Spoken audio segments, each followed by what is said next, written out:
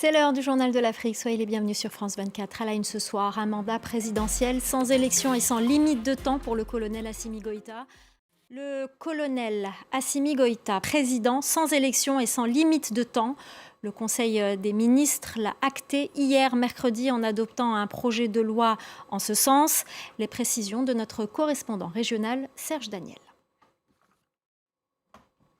Alors que les mercenaires du groupe Wagner cèdent leur place à Africa Corps, rattaché officiellement au ministère russe de la Défense, Forbidden Stories, avec le partenariat d'autres médias, dont France 24, sort une enquête sur les prisons de Wagner au Mali.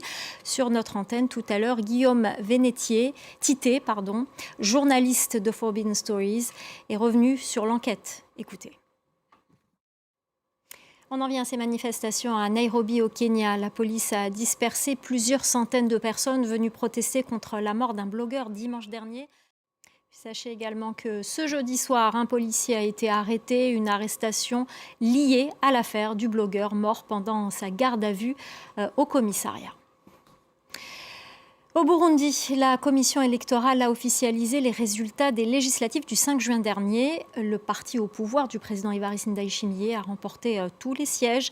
Un résultat qui pose question alors que de nombreuses irrégularités ont été constatées lors du vote. La correspondance régionale de Juliette Montilly. Dans le reste de l'actualité, en bref et en images, première visite de la chef de la MONUSCO en République démocratique du Congo. Et on reste en Afrique du Sud, alors que le sommet mondial des Nations Unies pour l'océan se poursuit à Nice, dans le sud de la France.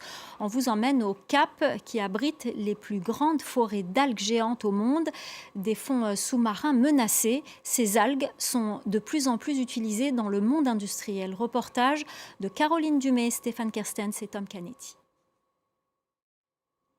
Des représentants des petits pêcheurs et militants africains ont fait le déplacement à Nice pour la conférence de l'ONU sur l'océan. Ils souhaitaient dénoncer l'impact de la pêche industrielle au large de leur pays. Voilà, c'est la fin du Journal de l'Afrique. Merci aux équipes en régie, merci à notre chef d'édition Célia Caracena, merci à nos correspondants et merci à vous pour votre fidélité. Restez avec nous, l'info continue sur France 24.